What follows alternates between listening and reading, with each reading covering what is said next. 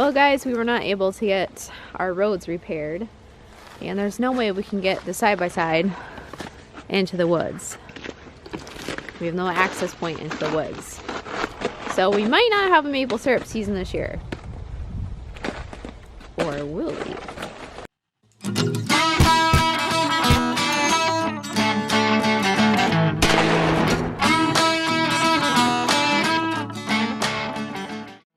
Hey guys, I'm WTFarm Girl. Welcome to the channel. Today we are going to show you how we are setting up our brand new maple syrup vacuum tubing system. Pardon my face, it is slightly frozen. I've been outside for a while and it's getting colder. So let me start off by showing you how we basically started our backbone of the system and why it's called backbone. Ready? So this is exciting for you guys, and Eric's kind of excited too. He looks so excited, doesn't he? We are going to install a vacuum system in our woods to suck the syrup, the sap, out of the trees and into a storage tank. If you followed me last year, you know that we had to do buckets. You saw all the maple syrup videos, collecting the buckets, using this to transport it out of the woods. But this was the end result. This was the price we paid. And it never dried up the entire year where we could go through and fix it. Actually, you'll probably see a part where we did go through and try and fix it and it didn't hold. So, we are going to take the first preliminary step today and show you how to set up the system. This is how we're setting it up. Now, there are lots of different ways to set this up, isn't that right? Eric? Yep. The problem we ran into is that... We're going to set it up like a cow fence. Yeah, the problem we ran into is that because there are so many different ways to set it up, it makes it nearly impossible to find out the best solution for us.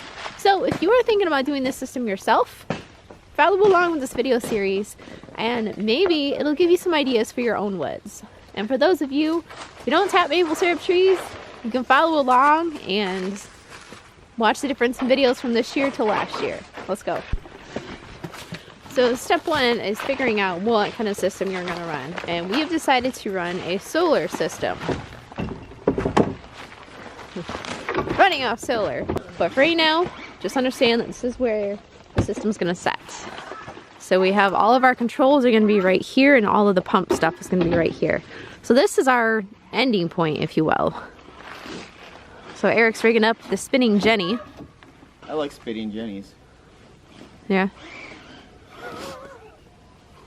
Anyhow, so we're going to take the end of that wire and start stringing it through. And this is going to be a guide wire that's going to have our main line attached to it. So this is kind of like the backbone of the entire system. So you really want to make sure you have it planned out fairly well. And we don't know, we're just hoping that we do.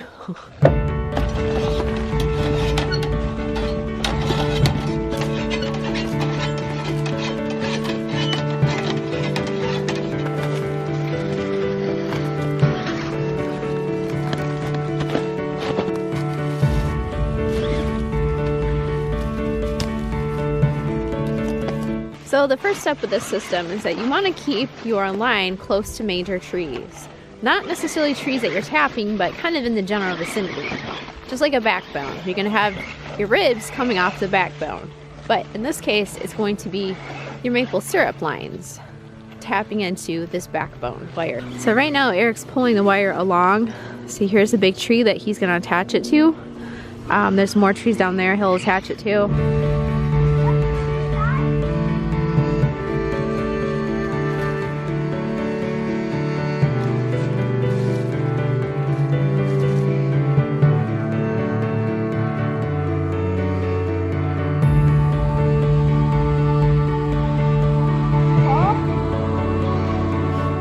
So it's actually a really nice day today.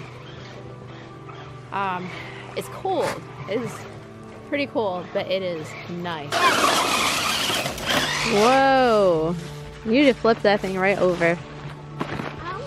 So here is the system so far. We stopped it right here because it starts to dip downward right there, and Eric didn't want to have to mess with the dip.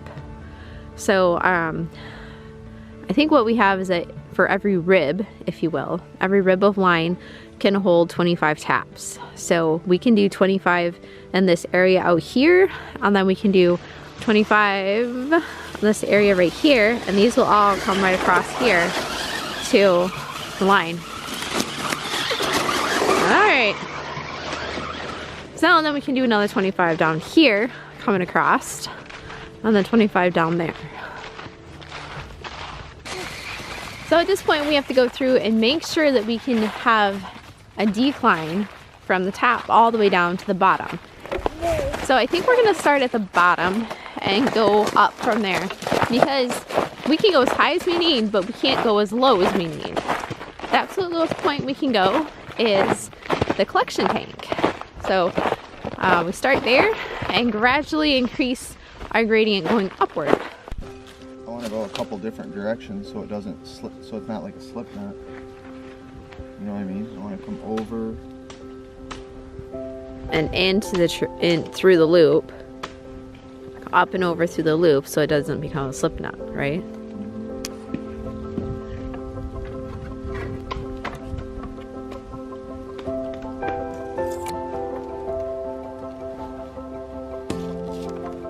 So we've got our string of wire, which the end is over here somewhere. So we're gonna put a tensioner on the end here and then attach it to our line right there. And this is a ratcheting tensioner. There are many different tools you can use to put these on, like some are specific for maple syrup. This is just what we're using because this is what we're familiar with. You can get these at Tractor Supply, Family Farm, Southern States, all of those carry this sort of stuff. Carry all of the supplies, the wire, the tool, and the ratchet strap. Ratcheting tensioner. And then of course your maple syrup tubing. This is some old stuff we had, a little bit coarser than the new stuff, but better than throwing it away. No sense using good supplies on a tree unless that's all you have. I literally cannot smile right now because my face is kind of frozen. So if I sound weird, that's why. My son is over there playing on the ice. What you doing, Bob? So the other thing is you want to make sure that you hook it. Okay, so that's how we bent it, just like an L. And then he's going to hook it. There's actually a hole in the center of this. If it wants to focus. And then you just got to kind of hold it in there and it will bend around it. So I know you're asking yourself, man, this looks like a huge pain in the butt just to run some maple syrup tubing. But realistically, you only do this once and that is it. Unless something in your line system breaks, you put it up and you leave it up year round. We're gonna have to put a couple modifications in because we do want to use our woods, and this is gonna go across some of our trails. So we'll show you that in a little bit. So this is gonna be your highest point. This is the starting point and it has to be the highest. So if this is tensioned correctly, this whole line should be completely straight and not dipping down like it is. Yeah, so this line isn't going to be just free floating. It's going to actually attach to different tree points besides the end anchors. So it's going to anchor here, and then it's going to anchor on that tree right there, which is actually a maple syrup tree. So I'm not thrilled about that. So these little levels, this is what we're going to be looking for. Snap these little guys on here. You want that bubble to be on the right side of the line. That means you're flowing downhill. Yeah, you don't want the bubble center this time. So as long as this bubble is to the right side of that line, we'll be good. You could actually just slide this right in. I thought that's what you were gonna do. But you probably want to start at the end. Yeah, and then we have to work our way up. Yeah. Yep.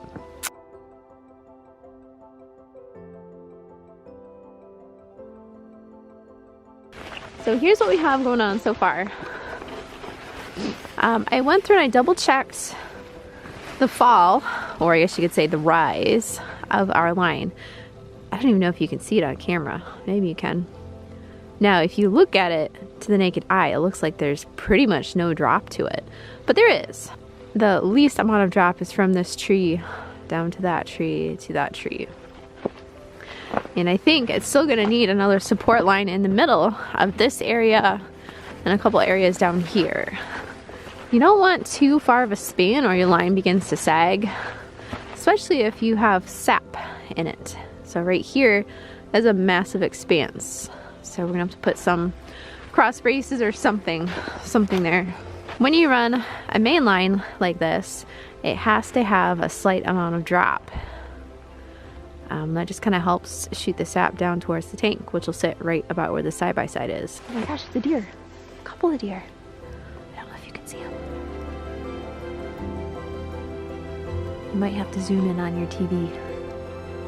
It's 1, 2, 3, 4, 5, 6. Looks like 6. They're all little ones. Alright, so here are my lions. And it's pink just because it's bright. So basically what we have to do now is we have our main line, our backbone, which is the wire. From there we're going to attach all of our laterals, or you can call them ribs if you prefer that. I think it's just easier looking at this like a backbone.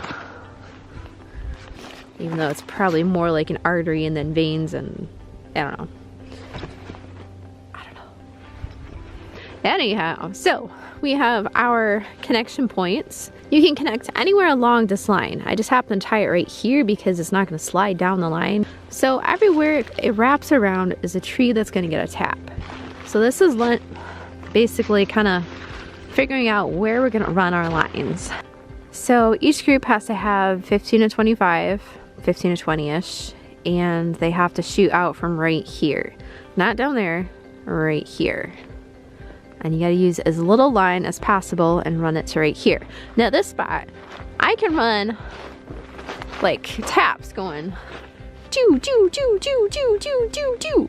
Alright, well, enough talking, let's get busy. I'm running out of daylight.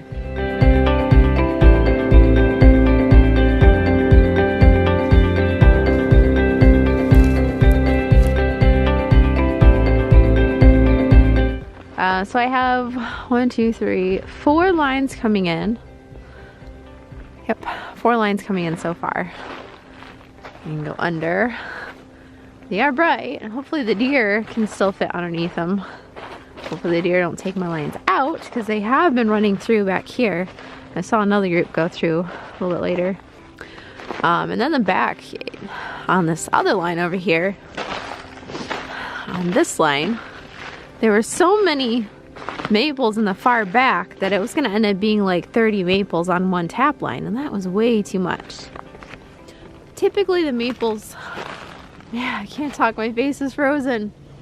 Typically the maples in this area are heavy producers, so I don't want to overload my lines, especially since this is the first time doing it and I don't really know what to expect. So anyway, I guess I'm done for the day. Okay, so we went through and we installed that wire, and then we went through and I traced all of the steps for our laterals. And then we went through yesterday before it got too cold and we strung out our main line. Now this is 3/4 inch main line as recommended by Big Tom's Maple Supplies in Lake Odessa. And if you're familiar with the tubing system at all, you can already see there's an issue right here. There's a dip. Bloop. So there's gonna have to be some adjustment, and we figured that there would be. But pretty much the end of this is just resting up here. We might actually have to cut the legs on the table a little bit more so that it sits a little bit lower. But that's not a huge issue. We actually do have a smaller table we could put here too instead, which is probably a better way to go. So anyway, one of the things you do not at all want in your line is a dip, because this is where sap is going to collect and this is where it's going to freeze, and it's a lot harder for your vacuum to suck it out. Now we are going to be using a SureFlow 4048 pump. Again, put in your comments down below if you have experience with both the 4048 pump and the 4008 pump, in which you thought did a little bit better job. So Eric basically read that you want your zip ties about every 6 inches. Obviously this is more like 12, but we're gonna revamp this anyway right here. And again, I've never done this before, so I'm sorry if it looks a little wampusy, but we'll get it there. Alright, so I would suggest if you want to put nails in, choose a very good quality nail and don't put them in the wintertime because trees are really hard in the wintertime. And if you have someone who is naturally very poor at putting nails in, you probably shouldn't have them be your nailer person.